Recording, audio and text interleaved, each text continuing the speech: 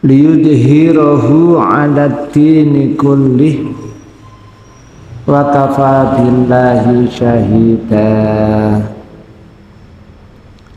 Allahumma salli wa sallim wa barik ala nabiyyina Muhammadin sallallahu alaihi wasallam wa ala alihi wa ashabihi ajma'in wa man tabi'ahum bi ihsanin ila yaumiddin. Ya ayyuhalladzina amanu taqullaha haqqa tuqatih wa la tamutunna illa wa antum muslimun. Ya ayyuhan nasu taqu rabbakumul ladzi khalaqakum min nafsin wahidah wa khalaqa minha zawjaha wa batha minhuma rijalan katsiran wa nisaa'a wattaqullaha alladzi tasaaluna bihi wal arham innallaha kana 'alaikum raqiba. Ya ayyuhalladzina amanu taqullaha wa qulu qawlan sadida yuslih lakum a'malakum wa yaghfir lakum dunubakum wa man yuti'illaha wa rasulahu faqad faza fawzan 'azima. Amma ba'du fa inna asdaqal hadithi kitabullah wa khairal huda huda Muhammadin sallallahu alaihi wasallam wa syarrul umuri muhdatsatuha wa kullu muhdatsatin bid'ah wa kullu bid'atin dhalalah wa kullu dhalalatin finnar. Hadirin jamaah rahimani wa rahimakumullah. Puji syukur alhamdulillahi rabbil alamin. Malam ini Allah takdirkan kita bertemu kembali dalam rangka ngaji. Kajian kita malam ini kita lanjutkan pembacaan Kitab Tauhid yang ditulis oleh Syekh Muhammad At-Tamimi, halaman 43 bab 11 42 43.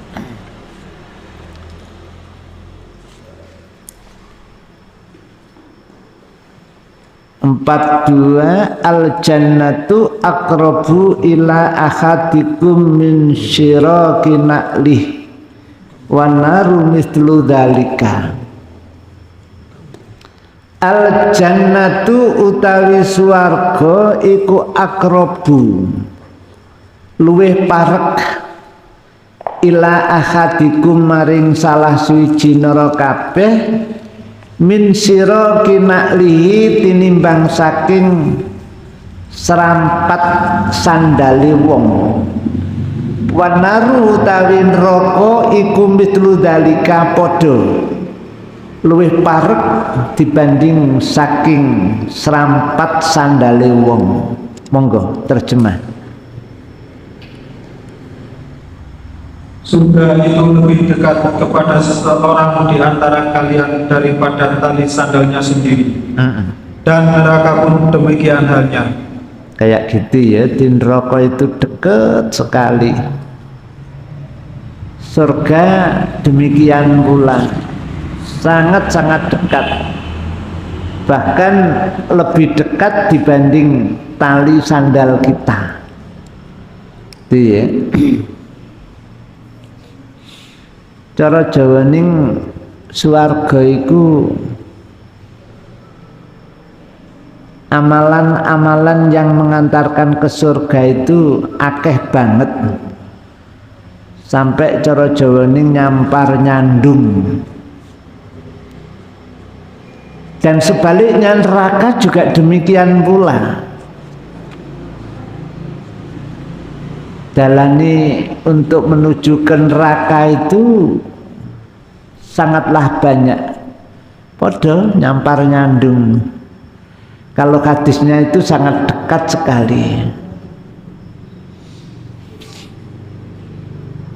Kandungan yang ke-13, monggo. 13. Mengetahui bahwa amalan hati adalah tolok ukur yang terpenting sampai pun bagi para pemuja berhala. Iya, kayak gitu ya. Jadi mengetahui bahwa amalan hati adalah tolok ukur yang terpenting sampai pun bagi para pemuja berhala. Seperti itu ya. Di kita kelihatannya ngaji, tapi niatnya keliru, itu bahaya sekali ya. Kita itu kelihatannya makan atau tidur, kalau niatnya itu benar, itu amalan ibadah yang menyebabkan masuk surga. Kita sholat tapi niatnya gak benar. Kemarin termasuk menyembelih hewan ternak. Jika niat kita itu salah, masuk neraka. Niat kita benar, masuk surga. Itu ya, saking dekatnya surga kepada kita. Di dalam hadis dinyatakan lebih dekat surga itu dengan kita dibanding tali sandal.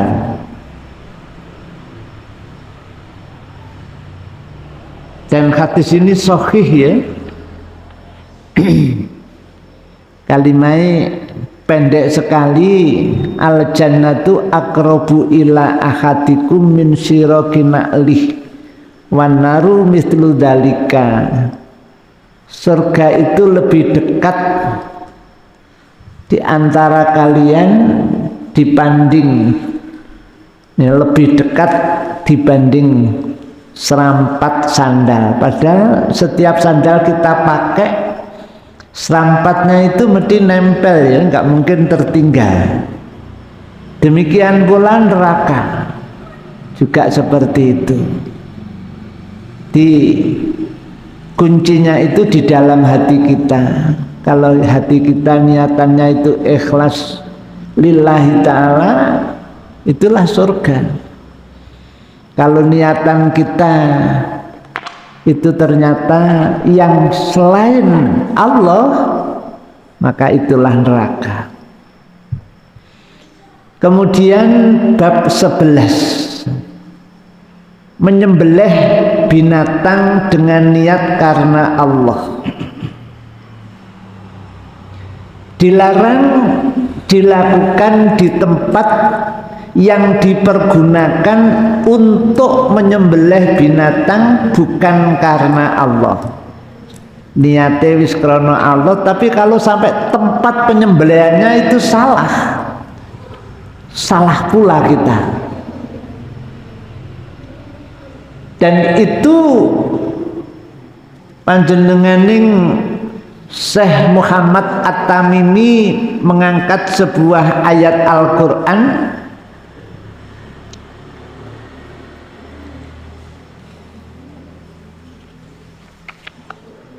di dalam surah At-Taubah ayat yang ke-107 sampai 108. Bunyi ayatnya, walladzina takhadhu masjidan dirara wa kufra wa tafriqan bainal mu'minin al ayah. Walladzina utawi wong-wong akeh ittakhadhu kang padha mbangun sapa ya si wong-wong akeh masjidan ing masjid diraron krana kanggo nimbulke mandorot wa kufron lan kekufuran wa tafriqon lan memecah belah bainal mukminina ing dalem antarane wong-wong kang padha iman wa irsadan lan ngarepake liman tumraping wong kharobah kang merani sapa ya siman Allah ing Allah wa rasulahu lan uga perang melawan utusaning Allah min qablu saking sadurunge bangun masjid dirar wala yakhlifunna lan padha sumpah sapa ya si wong-wong akeh kang padha bangun masjid dirar. Sumpahnya gimana? In aradna, kami tidak bermaksud apapun ilal husna kecuali niatanku membangun masjid ini adalah baik. Itu sumpahnya orang-orang munafik yang bangun masjid ya. Sebelum bangun masjid dia itu sering perang melawan Allah, perang melawan utusaning Allah. Tiba-tiba bangun masjid yang terkenal dengan sebutan Masjid Dirar, dan itu Allah abadikan di dalam surah yang barusan kita baca ini tadi, yakni surah At-Taubah ayat yang ke-107. Allah nyatakan menutup ayat yang ke-107 ini, wallahu utawi Allah iku yashhadu, nyakseni sapa ya si Allah, innahum temen seduning wong-wong kang padha bangun masjid Dirar iku laka dibuna yekti padha goroh-goroh kabeh oleh sumpah. Sumpahnya mengatakan in aradna illal husna, kami tidak menginginkan apapun membangun masjid ini kecuali hanya tujuan yang baik. Ternyata Allah tahu, bahkan maha mengetahui kalau mereka itu dusta dalam sumpahnya. Jadi niatnya gak ilal husna tapi ilasu. Ayat 107. Berikutnya ayat 108. La takum ojo salat nira fihi ing dalem masjid Dirar abadan ing dalem sak lawasing lawas. Muhammad, kamu jangan sekali-kali sholat di masjid Dirar selama-lamanya. La masjidun yakti utawi masjid iku usisa den sediaake apa ya masjid den bangun apa ya masjid alat takwa kanggo nindakake ketakwaan. Kapan? Min awali yaumin, saking awalin dino iku ahakku luwih berhak. Maksudnya awali yaumin yang dibangun itu kan Masjid Kuba ya. Rasul membangun Masjid Kuba, tapi Masjid Dirar itu mungkin jauh lebih bagus ya. Jadi ternyata Allah melarang kita sholat di Masjid Dirar, dan Allah nyatakan Masjid Kuba itu ahakku luwih berhak antakuma yento sholat niro fihi ing dalem Masjid Kuba fihi iku tetep ing dalem Masjid Kuba rijalun utawi pira-pira wong lanang yuhibbuna kang padha demen sapa ya si rijal ayyatatoharu ing yen to padha bersihake sapa ya rijal, bersihake saking dosa, saking kemaksiatan, saking kedurhakaan itu ya. Wallahu tawi Allah iku yuhibbu demen sapa Allah al mutahhirina ing wong-wong kang padha bersih kabeh. Monggo terjemah. Dan di antara orang-orang munafik itu ada orang-orang yang mendirikan masjid untuk menimbulkan kemudaratan pada orang-orang mukmin, untuk kekafiran dan untuk memecah belah antara orang-orang mukmin serta menunggu kedatangan orang-orang yang telah memerangi Allah dan Rasul-Nya sejak dahulu. Mereka sesungguhnya bersumpah, kami tidak menghendaki selain kebaikan, dan Allah menjadi saksi bahwa sesungguhnya mereka itu adalah pendusta dalam sumpahnya. Janganlah kamu sholat dalam masjid itu selama-lamanya. Sesungguhnya masjid yang didirikan atas dasar takwa, Masjid Kuba sejak hari pertama adalah lebih patut kamu sholat di dalamnya. Di dalamnya ada orang-orang yang ingin membersihkan diri, dan Allah menyukai orang-orang yang membersihkan diri. Itu ya. Jadi Allah melarang kita sholat di Masjid Kuba, di Masjid Tiror. Sekaligus Allah memerintahkan untuk sholat di Masjid Kuba. Bahkan Allah firmankan ahakku, Masjid Kuba itu lebih berhak untuk digunakan untuk sholat. Iya, itu Masjid Kuba. Mengapa? Karena di dalamnya banyak orang-orang yang mempunyai keinginan membersihkan diri. Itu keinginannya seperti itu. Tapi nek Masjid Dirar memang didirikannya itu untuk menimbulkan bencana di tengah-tengah umat Islam, untuk menimbulkan malapetaka di kalangan kaum mukminin, sekaligus untuk memecah belah orang-orang yang beriman satu dengan yang lain biar saling bertengkar. Yang ketiga, untuk dijadikan tempat menunggu orang-orang yang mulai dulu dan selalu memusuhi Allah dan memusuhi utusaning Allah. Itu ayat At-Taubah ayat 107 dan 108. Thabit bin Abdohak, nama orang ya, nama orang itu Thabit. Thabit itu siapa sih? Thabit itu putra Jalering Pak Dohak radhiyallahu anhu. Jadi Thabit bin Dohak mengatakan, di sini disebutkan menuturkan, piye yang disebutkan, yang dituturkan oleh panjenenganing Thabit bin Abdohak. Nadharo rajulun ayyan haro ibilan bibuanata.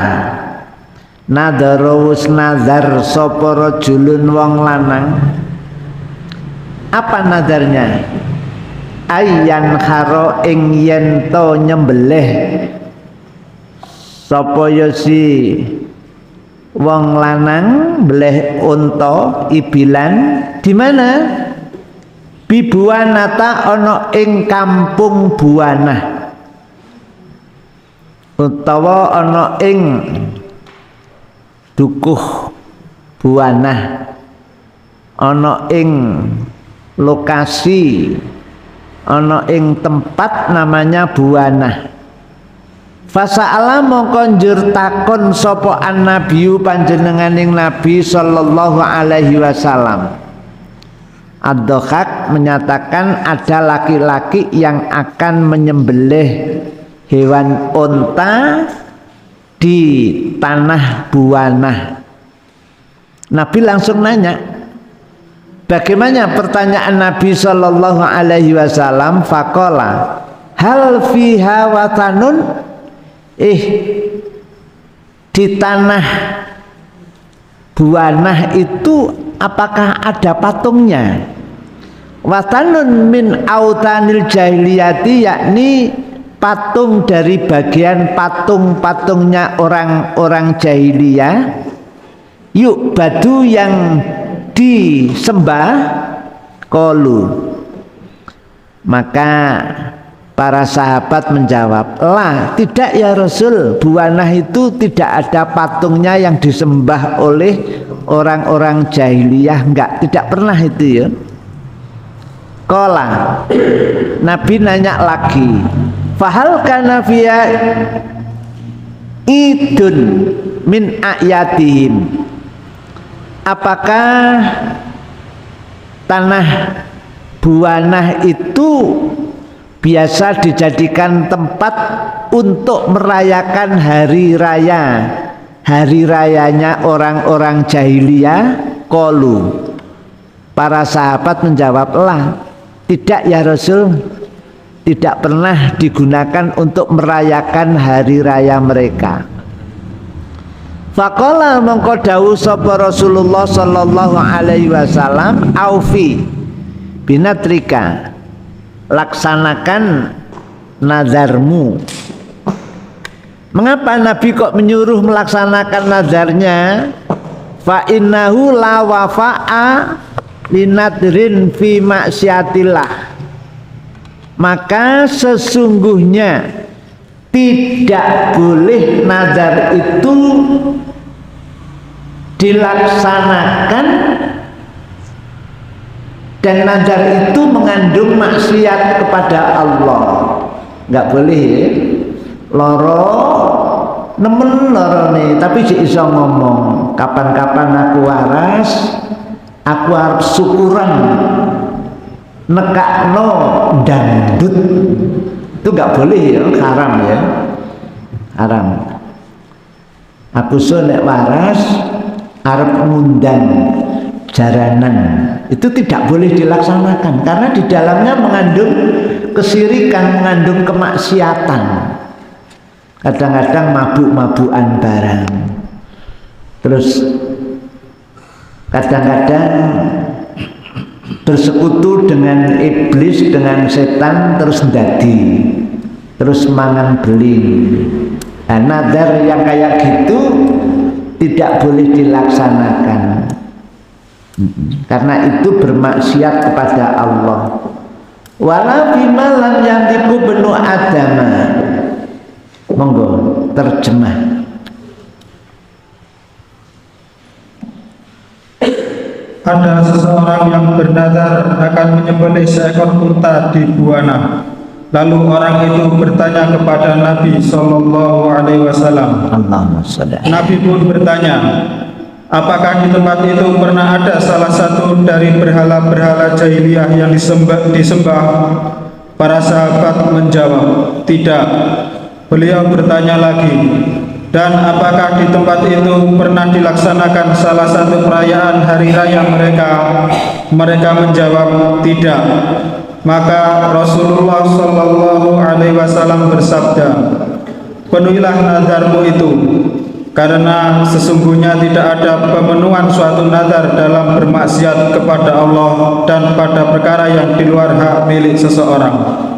Hadis riwayat Abu Daud dan isnadnya menurut persyaratan Al-Bukhari dan Muslim. Jadi sanadnya itu persyaratannya mengikuti persyaratan yang ditetapkan oleh Imam Bukhari dan Imam Muslim.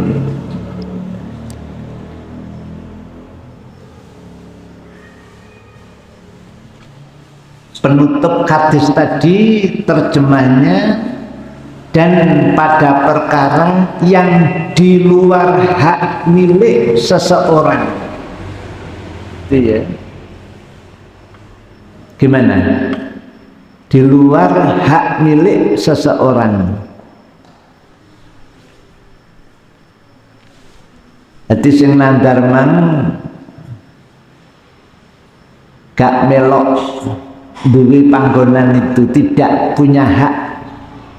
Tapi kalau itu tempat umum memang diperuntukkan penyembelihan hewan, ya sah-sah saja ya. Jadi siapapun boleh melaksanakan di situ. Kalimai wala fi ma la yamliku banu adama. Tapi kalau tanah buana itu milik seseorang, kita tanpa izin tiba-tiba menyembelih di situ tidak boleh ya.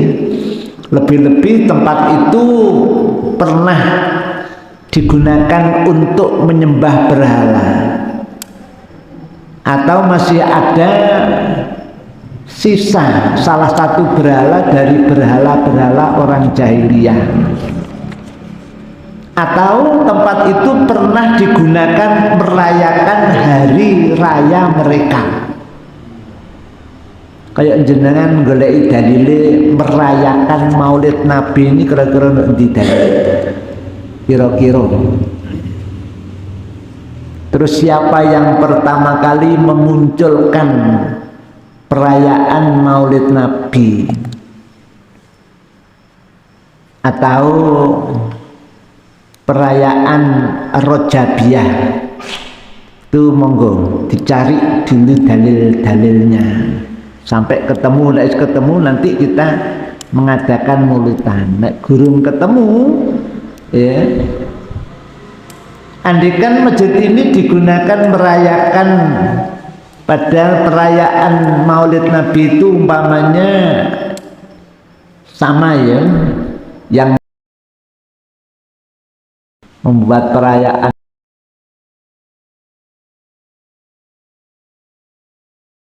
terus membuat maulutan, membuat terus, itu kan seorang ya, sama orangnya sama. Tapi kita nggak bahas itu, kita bahas nazar menyembelih onta di tanah buana. Selagi tanah buana atau di tukum ya umpamanya, tukum itu di tempat, ada tempat, coba jenengan baca itu buana, catatan kaki, kita perhatikan sama-sama. Buana nama suatu tempat di sebelah selatan kota Mekah sebelum Yalamlam, atau anak bukit sebelah Yanbu. Jadi di selatannya kota Makkah itu ada bukit yang disebut Yalamlam. Terus di situ ada namanya Buana. Di nama suatu tempat di sebelah selatan kota Makkah. Itu posisinya saat durungin ngene Yalamlam ono bukit nggone kono. Namanya Bukit Buana. Lah, seseorang tadi bernadar untuk menyembelih seekor onta. Itu saja harus hati-hati ya. Sebab namanya istilah yang terkenal yang menjadi program utamanya Mbah Kiai Haji Ahmad Dahlan itu kan memberantas TBC, takhayul, bid'ah, dan khurafat. Jadi takhayulnya siapapun orang yang berkhayal kalau memunculkan bentuk ibadah padahal Rasul tidak mencontohkan, itu namanya bid'ah. Kalau orang itu berkhayal, kemudian khayalannya itu memunculkan sebuah keyakinan meyakini kalau perayaan-perayaan sing macam-macam itu sunnah dan ibadah mendapat pahala. Lah ini namanya khurafat. Khurafat itu musyrik loh ya. Karena meyakini sesuatu yang diyakini itu tidak ada petunjuk, tidak ada dalil dari Al-Quran ataupun dari sunnah, maka itu sudah masuk atau terperosok di dalam sesuatu yang programnya Mbah Kiai Haji Ahmad Dahlan harus diberantas. Cuman saiki sing berantas gak patek ono sing nguri-nguri ku malah wakih malah. Ini ya minimal kita menyelamatkan diri kita dan keluarga kita. Jangan sampai kita terperosok mengadakan penyembelihan nanggoning tanah buana atau sebuah bukit yang kalau itu pernah digunakan untuk merayakan hari besarnya orang jahiliyah, atau digunakan menyembah berhalanya jahiliyah, maka Rasul melarangnya. Maka Rasul nanya dulu, apakah buanah itu ada berhala dari sebagian berhala-berhala orang jahiliyah yang disembah, atau buanah itu tempat yang digunakan merayakan hari raya mereka. Ini ya, di kita kan banyak perayaan ya, banyak perayaan itu, cuman kadang-kadang kita itu belum tahu cerita aslinya perayaan itu dari mana, benarkah itu dari Quran atau dari sunnah. Kadang-kadang tidak menelusuri itu, ya wis pokoknya rame-rame hura-hura, makan-makan, beleh kambing, malam tahun baru beleh ayam, bakar ayam, kayak gitu. Itu kalau itu bukan milik kita, kita kewajiban untuk membentengi anak cucu kita, keluarga kita, jangan sampai hanyut ke sana. Risikonya berat sekali ya. Karena kalau ukurnya adalah di dalam hati, nek niate duweni keyakinan nek beleh ayame akeh, terus beleh ayame lu niate piye, nek niatnya tidak ibadah kepada Allah, tidak lillahi ta'ala, itu wis satu dosa tersendiri. Kadek dosanya gak cilik loh ya. Misalnya menyembelih hewan itu kalau sampai salah niatnya bahaya sekali. Jangankan kok ayam, wong lalur sekalipun kalau sampai niatnya salah itu jadi musyrik loh ya. Kemarin sudah dibahas. Ya, membunuh lalur niatnya itu loh salah, itu jadi musyrik. Dosanya gak tanggung-tanggung itu ya. Sampai Rasul jelaskan untuk masuk ke nerakanya itu. Jadi akidah itu memang kita harus waspada betul ya, harus cermat betul. Keyakinan kita ini masihkah ada keyakinan yang sebetulnya sumber Al-Quran dan As-Sunnah ini tidak menjelaskan, tapi sudah diyakini oleh kita. Ini harus kita batalkan semuanya keyakinan itu. Lah memberantas itu ya berat, itu urusannya hati. Iya nek pintune jenengan jebol gampang ya, diganti mari bisa. Tapi nek sing pecah kocone ditembel ya elek ya. Elek. Apa meneh hati ini nek kecampuran karo sing keyakinan, baik itu meyakini sesuatu yang namanya sesembahan atau meyakini sesuatu perayaan, padahal di dalam Islam tidak ada penjelasan satupun ayat tentang masalah perayaan itu. Itu kita kadang mulai kecil dulu mengamalkan itu, merayakan itu. Makanya kalender yang di Indonesia ini kan memakai tanggal merah. Apa isinya? Hari besar, hari besar, hari besar, terus merayakan. Kalau ada bimbingan, ada petunjuk dari ayat Al-Quran atau dari hadis, yaitu ibadah. Tapi kalau tidak, bahaya, karena kaitannya dengan keyakinan. Keyakinan itu harus ada dalil qat'i, ya. Tidak boleh jari ini jari, nggak boleh, harus ada dalil qat'i. Monggo dibaca kandungan bab ini. Kandungan bab ini: 1. Tafsir firman Allah tersebut di atas,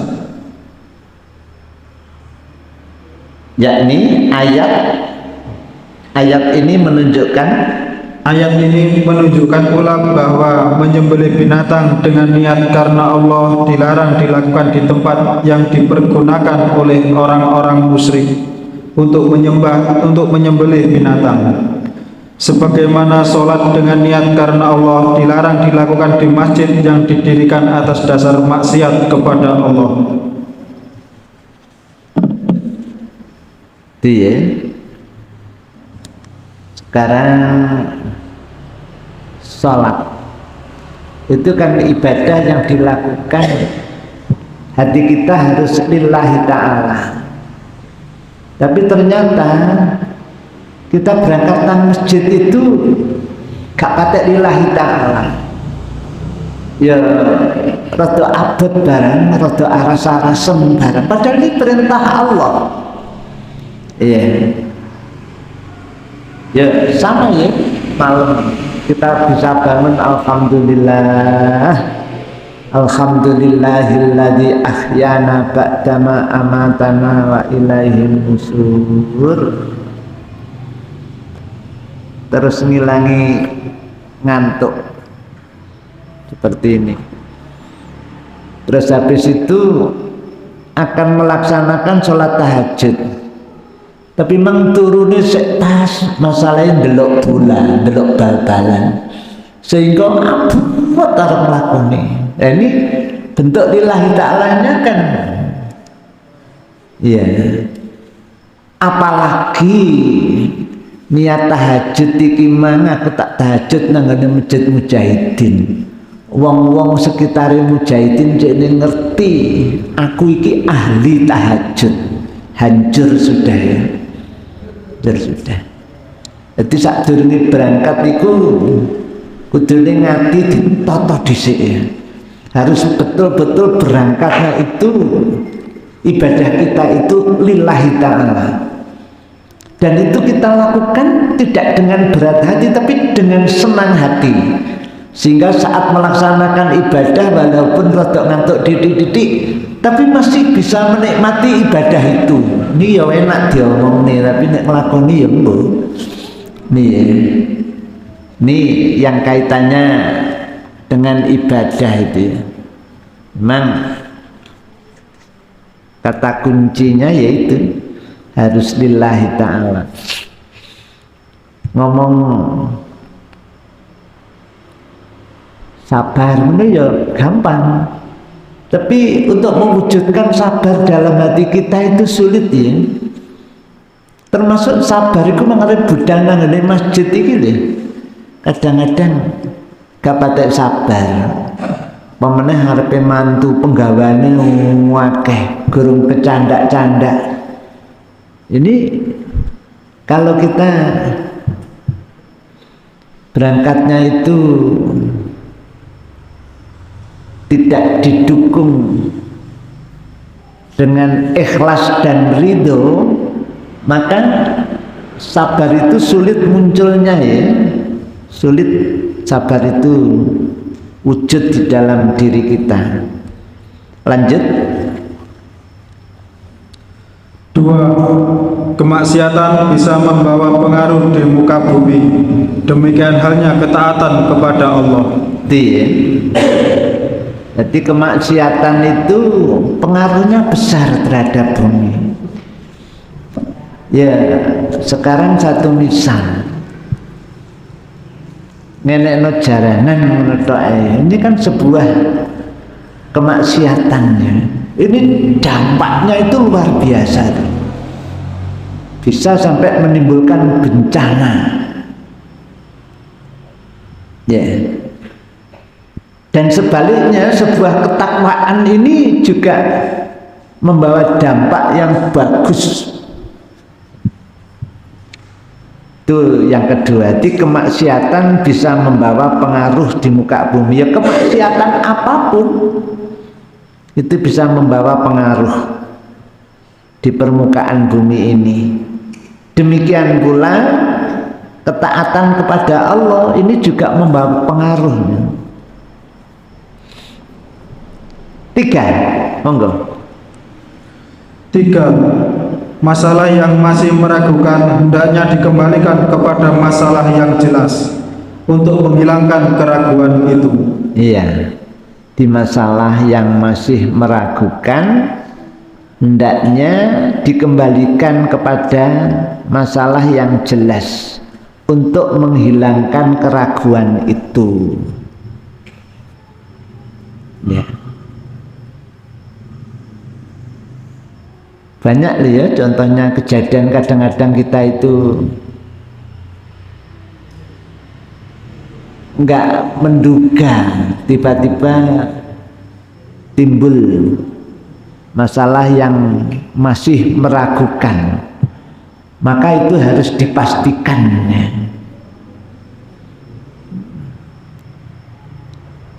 Contoh panjenengan saat naik pesawat terus manjing waktu sholat, padahal harus ke kamar kecil. Wong nggone pesawat itu tidak semuanya ngerti toharoh, maka basah di kamar kecil itu basahnya air yang suci apa basahnya kencing, atau saat jenengan naik bus malam itu kan ada kamar kecilnya. Banyak ya yang meragukan itu, maka kita harus memastikan. Jadi menghilangkan keraguan itu jangan sampai ada dalam hati kita itu ada yang ragu, maka itu harus dicari kejelasannya sampai keraguan dalam hati kita itu hilang. Gimana? Sudah manjing nisa'i? Apa ada yang perlu dibahas? Kalau itu kita lebih baik tayamum atau berwudu dengan keraguan itu, menggunakan air dalam keraguan itu. Hadirin jamaah rahimani wa rahimakumullah, tayamum itu harus tidak ada keraguan. Ragu jane ono banyu pogak ya. Makanya jenengan kalau tawaf sedia botol kecil seperti ini ya. Nanti kalau pas tawaf batal, segera minggir wudu dengan air. Nek jenengan golek ikran Zam-Zam nang sekitar Ka'bah, gurung ruh nggone gurung apal, harus bawa bekal air untuk wudu sewaktu-waktu, karena tidak boleh tayamum di sekitarnya itu banyak air. Arep minggir wedi ilang karo rombongane namanya. Jadi tayamum itu menurut Imam Syafi'i pemono kono ono koyok amun-amun itu kudu dilacak, diyakini memang tidak ada air. Kalau masih koyok ono kali, ono sumber, ono sumur, nek kono ono keran, ono pet umpamane, enggak boleh. Oh nek kono ono wong dodol aqua, dodol air kemasan. Ini harus dicari dulu sampai yakin tidak ada semuanya, wis enggak bisa untuk menemukan air, baru boleh tayamum. Nah, pertanyaannya, nenggone kamar kecil itu ragu, iki air kencing apa air suci? Nenggone pintu ya bahasa piye wong lagi masuk nenggone kamar kecil. Nek numpak kapal-kapale kena ombak. Nek numpak pesawate nyasak namanya mega atau mendung. Akhirnya gerunjal-gerunjal. Nenggone bis ya ngono, pas masuk direm bise atau digas sama saja ya. Maka kita meyakini hukum asal. Di asal semuanya adalah air suci. Kalau tidak tahu pasti bahwa itu air kencing, maka keyakinan kita jangan sampai menjadi ragu. Terus bisa dipahami. Iya, itu harus dikembalikan kepada asal. Jadi kita bisa menghukumi itu kalau kita tahu persis bahwa itu air kencing, percikan air kencing kita. Nah itu yang. Tapi kalau di situ memang ada air, maka kita jangan sampai meragukan itu. Kita yakini bahwa itu. Tapi yo gak patek iso ngono iku. Angel maksudnya. Piye ono salam banyu kebiar. Ndak osak timbo iku gak masalah. Lah nek nggone ngono iku ngedem banyune. Iya. Itu tadi ya. Jadi kalau masuk kamar itu kita yakini bahwa itu air suci. Kecuali kita tahu persis bahwa itu air kencing, berarti itu najis. Sesedikit apapun kalau itu jelas kita tahu bahwa itu air kencing, berarti itu najis. Sementara seperti itu kita tutup dengan doa kafaratul majelis. Subhanakallahumma bihamdika asyhadu an la ilaha illa anta astaghfiruka wa atubu ilaik. Mohon maaf. Assalamualaikum warahmatullahi wabarakatuh.